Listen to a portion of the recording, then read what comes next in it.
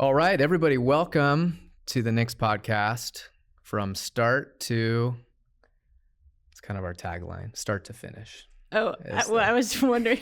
So I'm supposed to say finish? We're not editing this? I just see who, great. who picks up on it, from start to finish. But no, you were not supposed to know the answer to that. Yeah. And that, for context, there is an article about Nick Blahusen, who started Nick's Handmade Boots.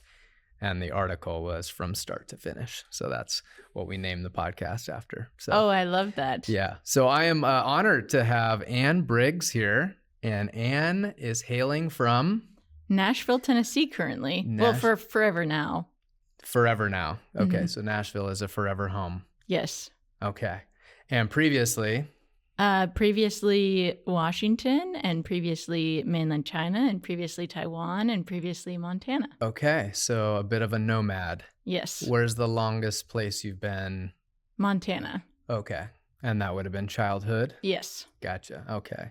So Ann is also known as Ann of all trades. I don't know that, I guess people know your last name, but... Some, but you're probably known as Ann of all trades in most. I've had many people be confused that my last name wasn't of all trades, and I was like, "Are you serious?" And then you're married to an Adam of no trades. That is correct. Yeah, which I thought was is super funny. He chose that himself, yeah, just to preserve people thinking that I'm a jerk early enough in the podcast. Gotcha. So we have Ann here. We're doing a fun project. I mean, you're kind of our newest cobbler. Yes. So we hired you on yesterday at around 3:30, mm-hmm. and we are doing. We're trying to make a boot in 12 hours. Yes. So we're actually in a bit of a break right now, and, waiting for glue to dry, literally and figuratively, right? That's right. Yeah. And how do you feel it's going so far? Swimmingly. I would say that I am doing very well, considering there's no checks and balances whatsoever. I think you'll be pleasantly surprised with the result. That's my gut. My gut thinks in the end, we're just going to be like, dang, this is pretty nice. I know that the boot's going to be nice. I wonder if the elves that are working behind the scene will have to fix a significant portion of my labor. I think the simplicity of what we're doing, we're going to be all right. So let's go back in the time machine, probably like 2018, maybe 2017. Yep. We were pretty new to the Instagram game. And there's this idea of like influencers came up, and who do we want to be an influencer for the Knicks brand? And back then, well, we still do it. We don't look at people's faces, we look at their feet. And I remember coming across you, and I was like, oh, she wears logger style boots. And I believe those were Carolinas. They were, yes. Yeah. And so that's what caught my eye. And I thought, okay, looks like she's hustling and she's got some Carolina boots on. And so I reached out, and all I really wanted was like your foot measurements, and which seems like a pretty easy task. And what happened? I can't remember. Well, I see things in steps. Yeah. So if you were to ask me to mail a letter, for example, I see about 1,000 steps between starting and doing it. Well, most people see one step. You just mail the letter. So you asked me to, first of all, print out this thing. Print it out, yeah. And then I also had to find my measuring tape that is the flexible sewing measuring tape. Mm-hmm. And then I had to jot some things down. Then I had to put it in an envelope and mail it to you. Yeah. And so gosh, that was very old school. Yeah. Just 5 short years to complete. Okay. Yeah. Well, I can see why now, because what you just described, I would consider to be an overly complex process. Do you know what we do now? Hey, what size do you wear? Great. And you're like, oh, I think I wear this. And I'm like, great. Forget the tracing and measuring and tailor's tapes. But yeah, so that is a bit of history on our end, where as we engaged with people and influencers, like it was a cumbersome process. Some wanted it to be very cumbersome because it's like, oh, custom boots. Others were like, are you kidding me? Like, I haven't had a printer for, the past 10 years. So that's a big part of it. Any kind of technology, or you need multiple tools, or you need to find something, you're looking at 6 months in my life, mostly just because I have no concept of time. And I can be so excited about something and truly not think about it again for a year until Yeah. it crosses my mind again. And it doesn't mean that it's not a priority or not interesting or anything. It's just that they're a family of wild squirrels living in my brain, and they generally run the show. Gotcha. Well, I think a lot of us can relate. So that was back in 17, 18, I think. Yeah. We kept in touch. And then I think it's when your Carolina boots actually failed Yes. that you were like, huh, boots. And I think you reached out and we made it happen. It was a little bit more seamless this time. Yes, definitely more seamless. So you've been wearing some Builder Pros, and just tell me about, this is honesty is valued here. Oh, yeah. First- I've been wearing them for a year. The first pair, actually, I ended up, which you cut this part of the story because Grant has some pictures of my feet on his phone, not because he's a weirdo, but because he didn't believe me that my feet were as small as they were. So I sent a picture of my foot next to a ruler. That's right. And yes. And so anyway, the first shoes that they sent were too big. And I literally fell up and down the stairs that day. And I told him it felt like I was wearing clown shoes.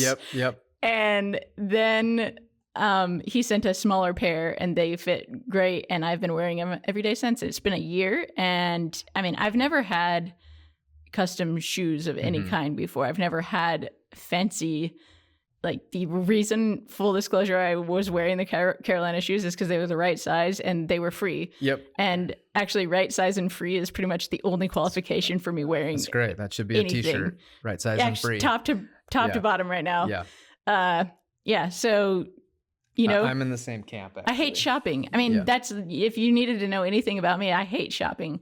I love quality things. Everything that I do is focused around trying to create things with a story instead of just having stuff, and having a pair of boots that actually I was kind of like nostalgic about my Carolinas falling apart because actually of what had happened while I was wearing them. I mean, my entire life changed while I was wearing those shoes. And I mean, while I've been wearing these boulders, like my entire life has changed too. And I think over, 20 years, I loved seeing some of the old shoes in that you guys are repairing right now. Like, I think about 20 years from now, what a story these boots will tell. Yeah, I don't think anybody could have prepared me for that side of the business where there's a lot of things that are just very disposable, don't have a story behind them. But, I've seen people cry when you're like, they're not rebuildable. And I've also seen people, I mean, this happened last week where people drove a long way to say, these are my grandpa's boots. I want them to fit me. And honestly, I'm not going to be doing the work that he did in them, but I loved my grandpa, and can you make it work, And that's pretty cool. So we always joke, well, we don't joke, but boots tell a story. Yeah. And there's definitely a connection with footwear and the soul. And I would not have been prepared for that. It's a big deal for people. So it makes it fun. So where did you grow up? Just outside of Glacier Park in Montana. And so it's the most beautiful part of the world, and pretty much everything after that is a disappointment. Okay. Okay. And that would be like miles from Glacier. Yeah. Okay. And like south? I don't even know the difference between right and left, dude. Okay. But close to the park. Yeah. Okay. Yes, I know the area well. And then is that where you spent your childhood? Yep. Okay. And my parents are very, very outdoorsy. My dad was a photographer. He even did some work for National Geographic at some point. And so most of my childhood was actually spent in the park yelling at him that I wanted to walk faster, but he was taking pictures of things. So it was very slow. Okay. Yeah. And then you spent, I guess, through your childhood through high school, mostly in Montana? Yeah. My parents are missionaries, so we traveled like around the world for a lot of my young life, but our home base was always Montana. Okay. And then those were like stints in various countries or just trips? A couple weeks at a time? Yeah, a couple weeks or months at a time, yeah. Okay. And what places was of most interest to you? Ukraine definitely had a huge impact on me. My babushka there, we went back and forth quite a bit when I was a kid, and we would spend longer stints there. Okay. And my babushka there taught me to cook in a wood-fired oven. Okay. And I think a lot of the things that I do now are now results of kind of living in that more remote area that had far fewer modern amenities and things like that, and just really loving the community that gathered around the table and all that stuff. I mean, we spent time in Austria and Czech Republic, Okay. Asia, Mexico. A lot of places. Yeah. And this is through early childhood through high school. Yep. Wow, that's amazing. So, I mean, let's talk about that a bit. Like, how has that shaped your worldview? Massively, because the alternative was that I would have been raised in rural Montana with basically, I mean, most of my peers had never left the state. Right. And ultimately, I think that I've always really, really gravitated especially towards Asian culture or more family and community centered cultures. And that has definitely carried through. That's the theme that's run through the rest of my life. Yeah. Seeing how other parts of the world interact with each other, and generational care right. is insanely important to me, and also something that seems to be just a disconnect with most of my peers here in the States. Yep. Yeah, it is fascinating. I think a bit of that maybe is coming back, but I think it's probably from people that are thinking about it, It's definitely a topic in my household as well, this idea that my parents, very loving, but it was just like, you go to college when you're 18 and you're independent, where I'm like, you know what, son, you can kind of stick around if you want, and like, it's not this like rite of passage where, we're shipping kids off and best of luck to you. Totally. So I think there's a little bit of a movement of trying to bring some of that back. And we've probably learned it from a lot of the immigrant families that come here, and we see how they interact, and cost of living is impacting that now, cost of housing. Well, and if you look abroad, that's the motivator there. Yeah. I mean, in lots of Asian countries where you'll have multi-generations living under one roof, it's it is housing costs, right, built-in childcare, right. The grandparents have a huge influence on the younger generation's lives, and I mean, maybe because of my parents' very expanded worldview as well, that was pretty much how we were raised. My grandparents had a huge impact on my life. Yep. As my parents are now aging, actually my entire career trajectory was aimed at making sure that I would be able to take care of my parents when they were older, because I didn't want to just leave and never come back and say good luck to you, especially because they've spent their entire, they've spent 40 years volunteering. Yep. So there's not a huge financial cushion for them to fall back on. Right. Yeah. And we should note that your mother is present. Yeah, she is sitting right there. So it's great perspective, I think. Well, obviously it says something about the connection you have with your family and your parents. But probably international experience helps form that and understand that value more so than if you maybe just lived in Montana your whole life. Totally. It's I think that the biggest difference that I've seen is the American ideal of independence, which you touched on earlier, and interdependence elsewhere, that I think, because truly, I mean, no parent-child relationship is perfect or anything like that, but if the understood goal is long-term, regardless of differences or anything else, this act of independence, this kind of visceral reaction to things that I think is more commonly seen here. Yeah.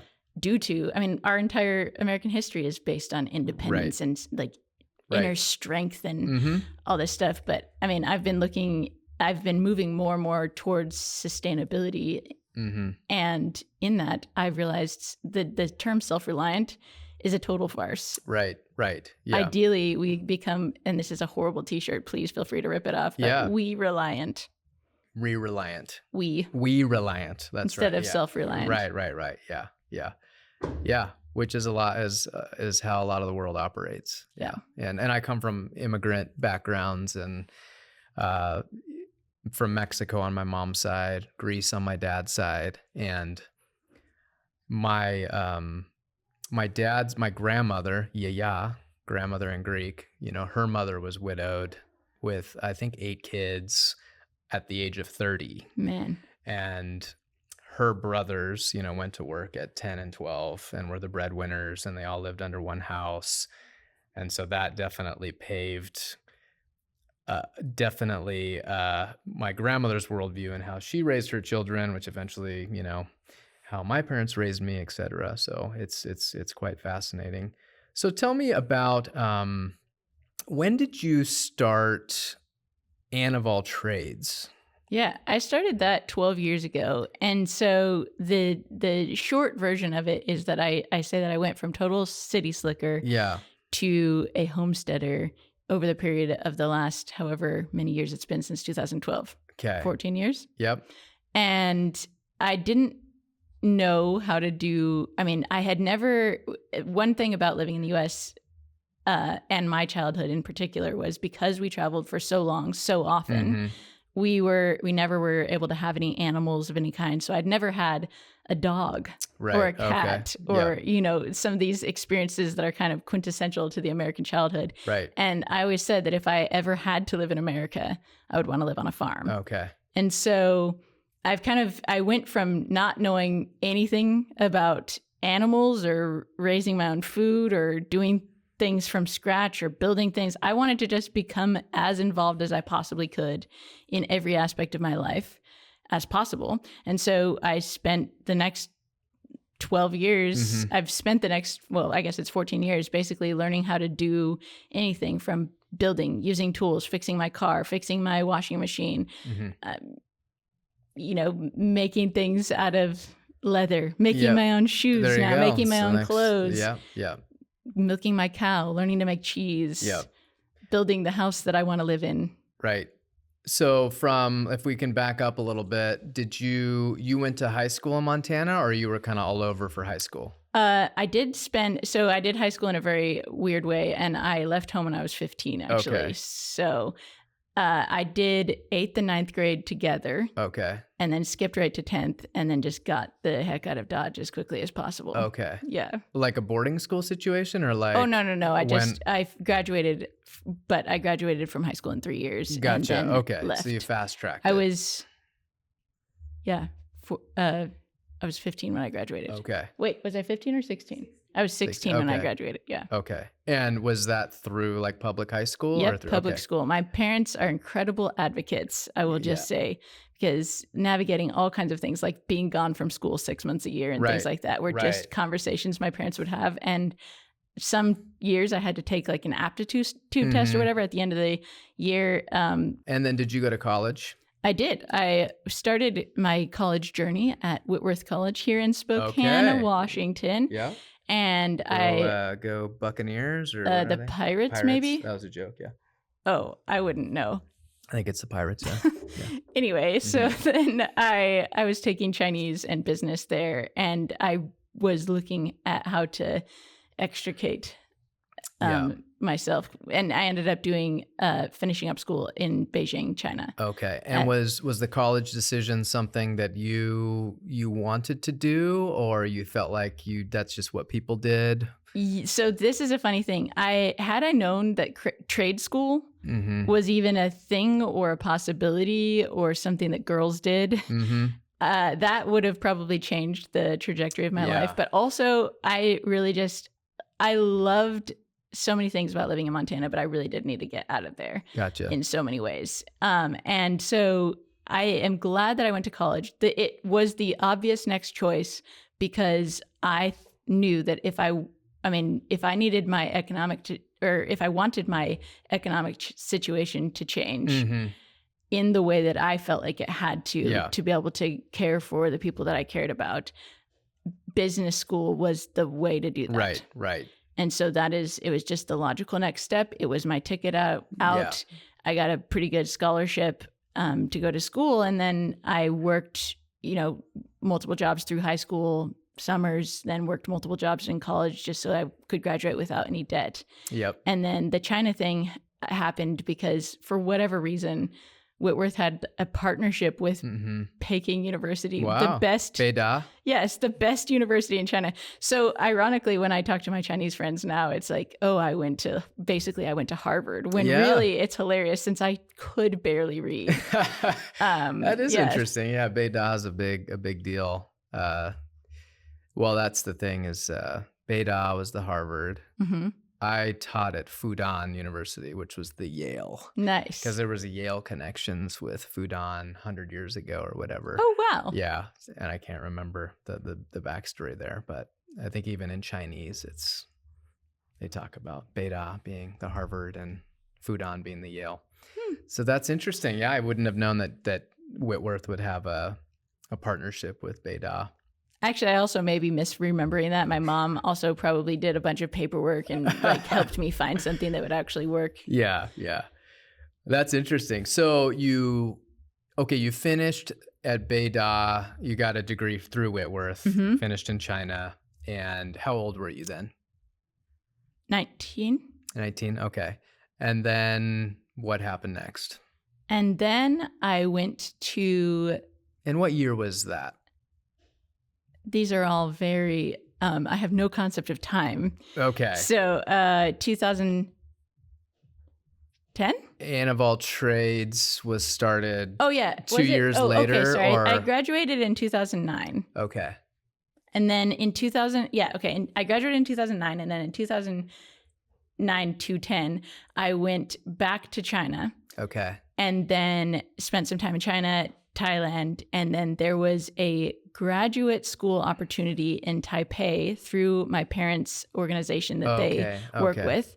And it's a seminary program that was bilingual in Chinese and English. And since I had learned how to speak Chinese fluently in China, I was really excited to then like really capture the reading and the writing portion of Chinese. Gotcha. And so that was what was next. And I went and did the seminary program, nearly flunked out, but also learned a ton about biblical history. And I've always been absolutely fascinated with history. And it was a phenomenal experience that is, a once in a lifetime thing that could never be repeated. Yeah. Then I hung around Taiwan for a little while, and then I moved back to the States. Well, I came back to the States for what I thought was supposed to be a 6-month visit. Okay. And during that time, I got engaged to my best friend, and we'd played together. We'd known each other since I was 15. Okay. We played in a Beatles cover band together and all these other things. Anyway, we got engaged with intentions of going back to China together. And then right before we got married, he got a job offer, and we ended up getting stuck in Seattle for the next 10 years. Okay. And so that was 2012. 2012. Okay. At which point I was like, well, I'm in America now, apparently. Okay. So it's time to start getting started on that farm. Gotcha. Okay. So when you were thinking about maybe staying in China long term, so the farm thing was on the back of your mind through all of this? The farm thing was not. I always said if I live in America, but I really had no intention of ever living in America. Gotcha. Okay. So if I were to be here, yes, I would do the American thing or have some property. I'd have a farm. The funny thing is, I actually didn't think of it as the American thing. I thought of it as the anti-American thing. And that's why I was like, I didn't want to have the experience that I saw most of my American counterparts having. Yep. And so I was like, what could be totally contrary to that? Gotcha. And that was the farm thing. Interesting. Okay. Yeah. Because I remember, living in China with 23 million people, thinking when I move back, I'm not going to do this, like I want property. I want, all the things as a reaction to, to urban living. But for you, it was more, it was the antithesis of what you thought typical American life was. Yeah. It was actually having a farm and homesteading. And it's probably pretty important that we mention too, that I'm a major chameleon. Because of the way that we grew up, flexible, adaptable, and out of control was the theme. And, we would see it absolutely. So many t-shirts that we'll be selling later on. But, yeah, I think living in so many different cultures and traveling so much and then just having things be the way that they were, when I went to Asia, I actually loved the city life and was able to fully immerse myself in a way that didn't feel like it was too close knit, because it was what was. Right. Yeah. Yeah.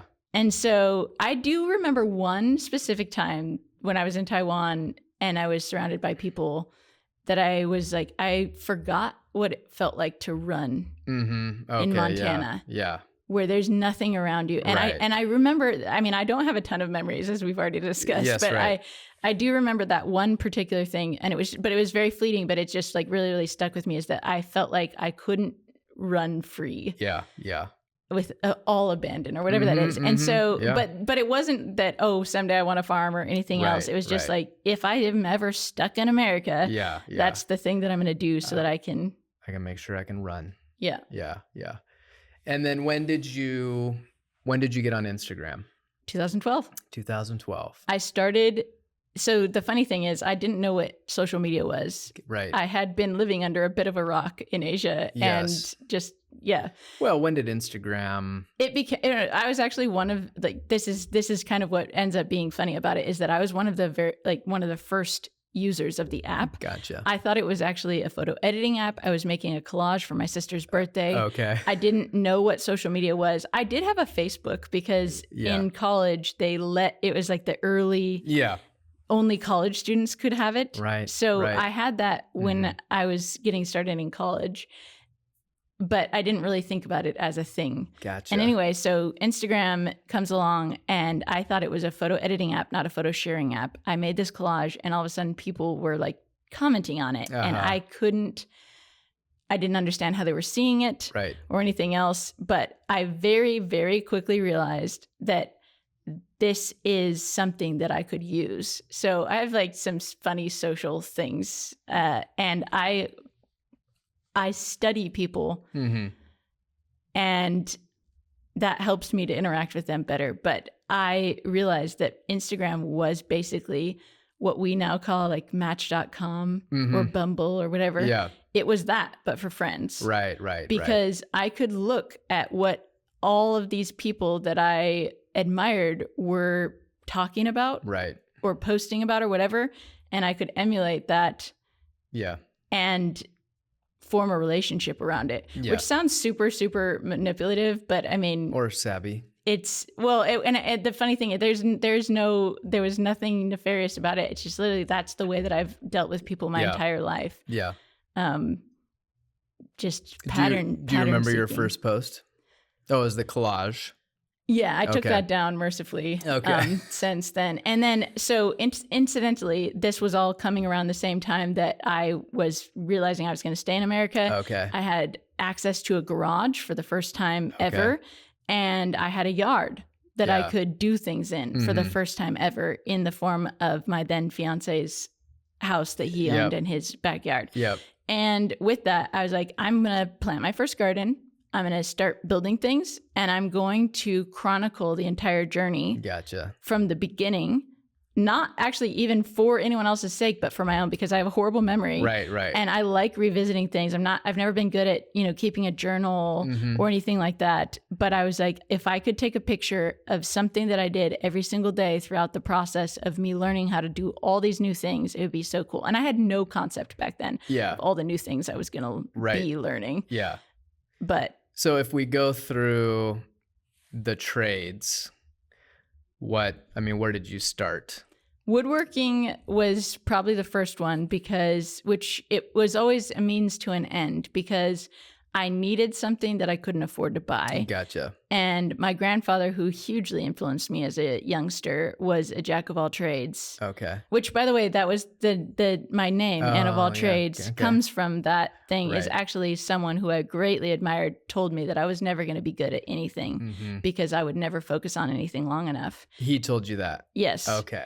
And I had been told that by many people most of Gotcha. my life, is, you can't ride two horses with one Right. pushy, Right. Right. etc. And actually, people who say jack of all trades and master of none forget the second half of that quote, Yeah. which is a jack of all trades, maybe a master of none, Yeah. but often still better than a master of one. Okay. Yeah. And yeah. ultimately, my favorite book is called Range. It's by David Epstein, and it goes through how people who have skills in one, specific, people who specialize Yeah.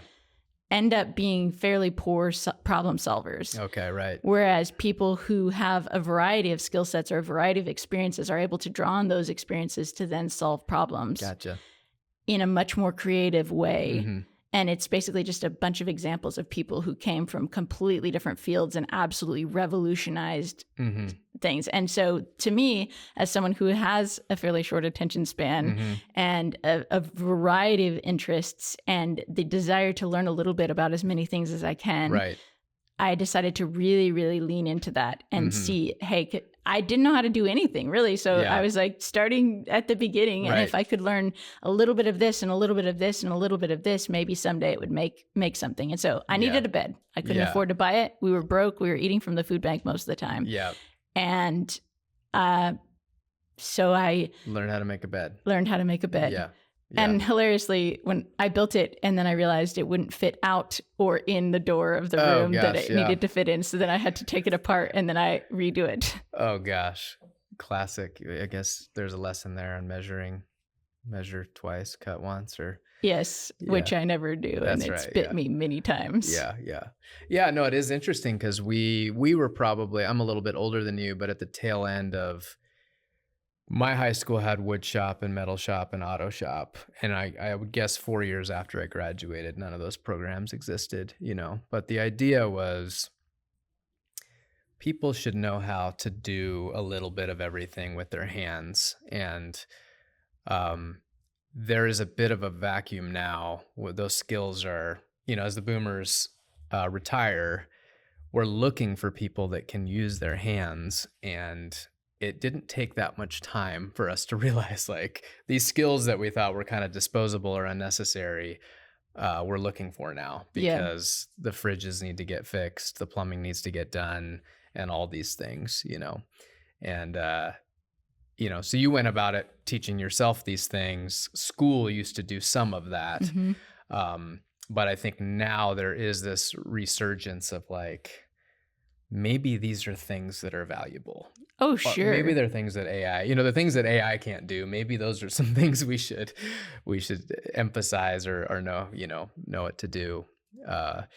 So that's interesting. So woodworking was kind of, I think when we found you, woodworking was the big piece of it. Yeah. Well, when we first started talking, I was running a woodworking school. So that was definitely on the forefront of my mind. Yes. At that time. And then it seemed like an evolution more towards the farming or homesteading. I think everything is it all ebbs and flows depending on what's actually needed. And again, it's not because I'm necessarily passionate about any one of these things. It's just it's the means to the end of whatever the end is at the moment, or the most pressing end at the moment. And so in 2020, January 1st of 2020, my husband and I moved what had become our urban farm in Seattle across the country into Nashville, Tennessee.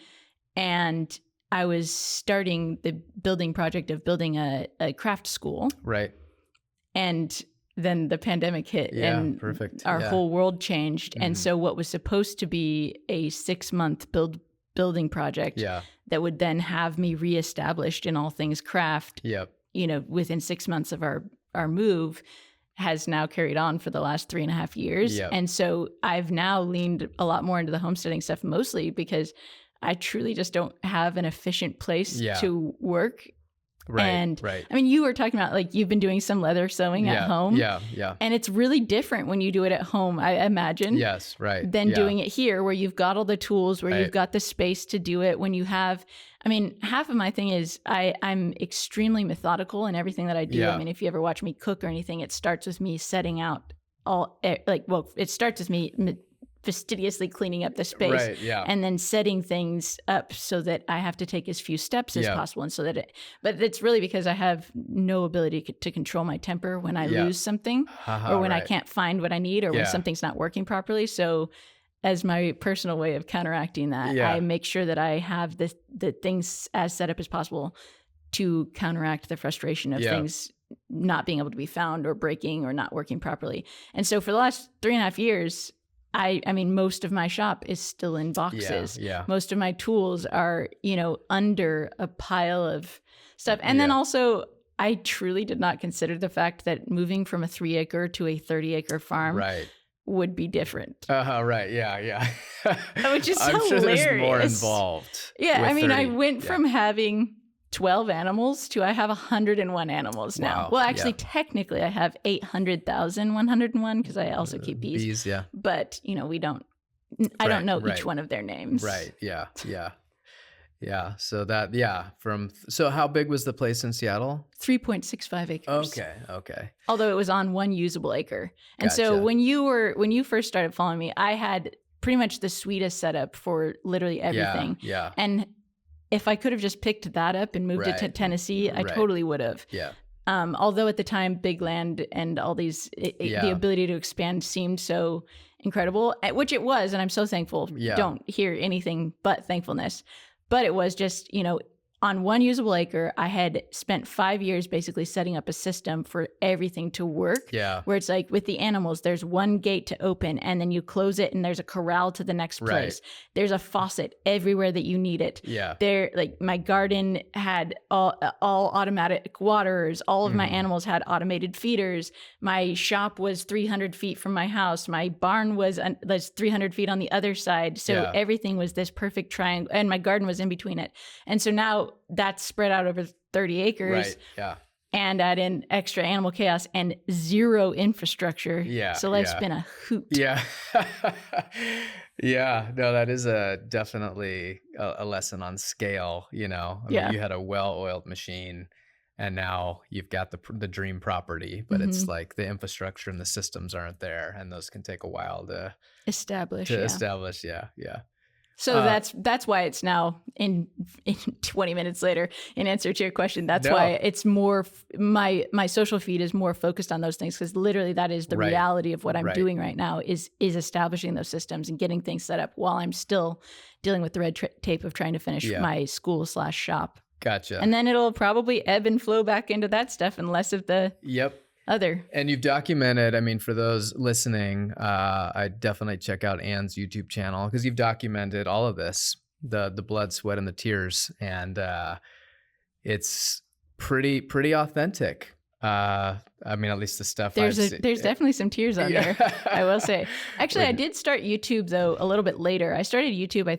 I went full time with YouTube in 2018, and I think I was kind of dabbling at it since 2016. Okay. But if you want to see the real beginning of the journey, you can see the very first thing I built. Scroll back 3,700 posts on Instagram. Okay. Yeah. And Yeah. you can find it there. Yeah. What was it? Do we have to? I think it was my workbench. I was my brother-in-law is a woodworker. Okay. And he had gotten me a copy of The Anarchist Tool Chest by Christopher Oh, Schwartz, okay, yeah. which changed my life Yeah. and set me on a Yeah.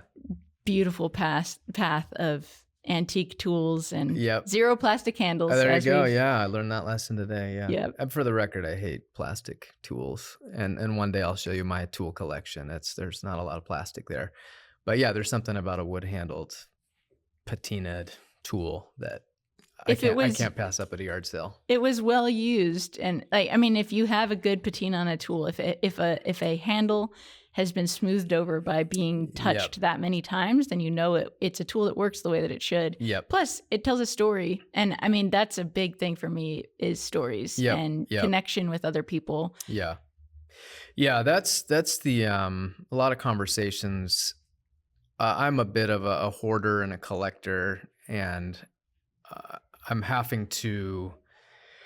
For me, when I see something that's well loved and well used and well made, I can't disassociate its story and the people that used to use it. Mhm. I just can't separate that. Where for a lot of people, it's junk or scrap metal. Yeah. For me, it's like, no, I think somebody built a livelihood out of this, Yes. I just can't. And so Yeah. what happens is you just start accumulating, and now there's all these cool stories Mm-hmm. that you don't really know if they're cool or not. You just assume they are. But it leads to a bit of clutter, and when you only have so much space, it can get overwhelming. Um, but that's kind of I just can't pass up tools that I just know somebody made a living with, Hmm. and they're well made, and then I start thinking about how they were made, and then I start researching the company that made them, Hmm. and then I realized that this was a 7,000 person operation that used to make the best whatever in the country, and that whole industry is gone, Yeah. Vice manufacturers, or it's interesting. So it's just kind of piecing together history, and but it leads to a lot of clutter. So I'm giving more stuff away than I think I ever have. But Oh, well, that's yeah, good. It's a journey. I yeah, think there's different steps. There's the collection, the yeah, accumulation, and then there's the curation stage, which right, I have definitely come into. I will say that a cross country move yeah, definitely helps speed that along and right, helps you right, think about that. But one really cool thing is in the tiny little woodworking shop slash music studio slash office yep, slash business central yep, yep, slash filming studio that I have, is that I have every tool in there that you could need to make almost anything, right, yeah, which is very cool. But far cooler than that is that every single tool, I either know the first name of the last person who had it gotcha, and yeah, used it, or I very well know the person who made it. And yeah, so if it's a more modernly produced, modernly, is that even a word? But if it was it produced more works, yeah, recently, then I know the first name. And so every single one of my tools now tells a story. And then that helps me because, woodworking isn't the be all end all. I love right, blacksmithing. I love right, all these other things too. But it's just like now every time I pick those up and use them, I want to use them to in a way that honors the last person right, who had them. yeah, So use them to the best of my ability, use them to learn, use them to further the human race or yeah, yeah, improve, our situation here on the planet. right, That yeah. sounds way too vibey for me, but No, it works, yeah. What advice would you give your younger self? do I like abrupt transitions. Yeah. what advice would I give my younger self? Probably please do less but better. Mhm. Do less but better. Okay. So not fast and bad. Yeah. I mean, really, the thing that I learned, I'm a very stubborn person, but the Mhm. thing that I've learned by being stubborn and refusing all advice offered Mhm. Yeah. up to this point was that I am very good at jumping in with both feet and getting in so far over my head and learning Mhm. to swim. Granted, I have Yeah. learned to swim so many times. Right. Actually, I'm a horrible swimmer, Yeah. but in Yeah. most things. But with the farm, it's been such a huge learning process. It's like, one is great. Is 16 of that Right, yeah. 16 times better than one? Right, yeah.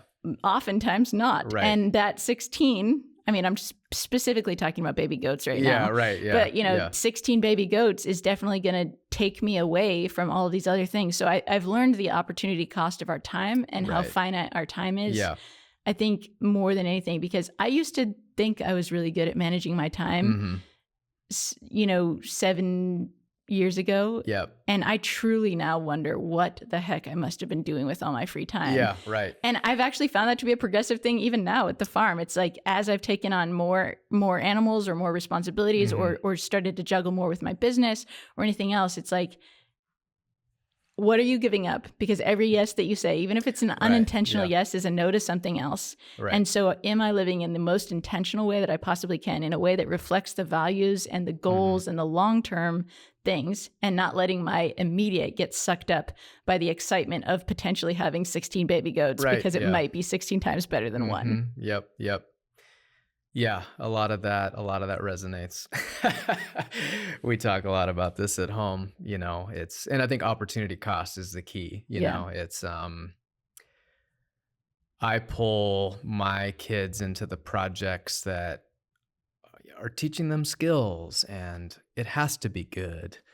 And my wife is like, "Are they enjoying it?" And I'm like, "They should be because it's a good skill." And she's like, there's an opportunity cost, if it's not enjoyable, Yeah. and sometimes my interests overtake, their interests. And she's more like, let's make memories on hikes, and I'm like, let's make a memory on pulling this engine, And I have to stop and reflect, like, how much of that is selfish and how much of it is like me justifying the things that I just love to do, Totally. versus creating maybe memories with the family, et cetera. So yeah, opportunity cost is just a huge buzzword. It's a huge buzzword here, when you're running a business. But when you're living life, it's also something that we need to be mindful of. Time is our only non-renewable resource. Right. And I mean, as someone who grew up without money, Mm-hmm. money comes and goes, and it's an incredible tool that you can use when you have it, and then you get creative when you don't. And truly, community is the thing that helps you with both. I think community will help you to steward your time better, but it'll also help you like in times when finances are more finite. Right. You can lean on your community and use these skills. Right. Utilize a whole group's worth of skills. Yeah, That was a weird way to say that, but yeah. But with that, I think like knowing that time is our only non-renewable resource, it's so important to really be conscious of how we're spending it. Yeah. And not to, discredit your wife, but I hated going on hikes as a kid. And as annoying as it may be for your kids to sit around while you're pulling an engine, it might be something that they're going to need later on. And as long as you're not a total jerk while you're doing it, it will probably be something that's fondly remembered. She's probably later on. suggesting politely to me that there's probably a balance here, I mean, and I will be the last person in the world to talk about healthy balance because I have very little of that. Yes. So, well, I want to say thanks for coming out here. We're having some fun. Yes. Also, thanks for being a customer, for wearing our boots. I think your presence on Instagram and YouTube, I mean, you've got a pretty hefty following, how many on Instagram now? 300,000 around that. Yeah. You got both. you got a lot of fans. You're under the microscope. You're telling your stories. You're telling them in a real fashion, which I think people appreciate. When I look at your channel, there isn't a curated vibe to it. I think you're pretty authentic with what's going on, how you're feeling, and the chaos, Yeah. which I think is pretty refreshing. So I think it's important to lean into who we are. Yeah. And yeah, I mean, authenticity. I mean, this is probably the wrong platform since we're literally on social media kind of through a podcast. Right. But I mean, I hate social media. Yeah. I think that it has the potential to really, really ruin things in a lot of ways. But the thing is that it also can be an incredible tool because it took me in 2012, it took me from feeling completely alone in everything that I was doing to having an insanely vibrant community. And that was because of really intentional use. I mean, even now, it's not something that I just do in my spare time to just scroll social media or anything like that. Right. Because the comparison game that can, create is so dangerous, not just for me, but for anyone. Right.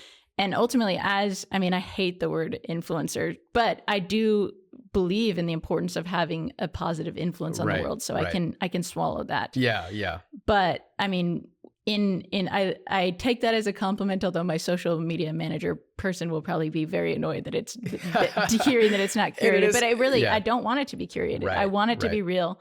I don't want people looking at what I'm doing and becoming fans. Yeah. I want them to become empowered. Right. Because it's so important to see people who look like you doing things that you might want to do or that you didn't even know might be an option. Because, going back to the very beginning of our conversation, you were talking about, in high school, you still had wood shop and everything. We had a wood shop too, but the only option for me was orchestra. Right. Yeah.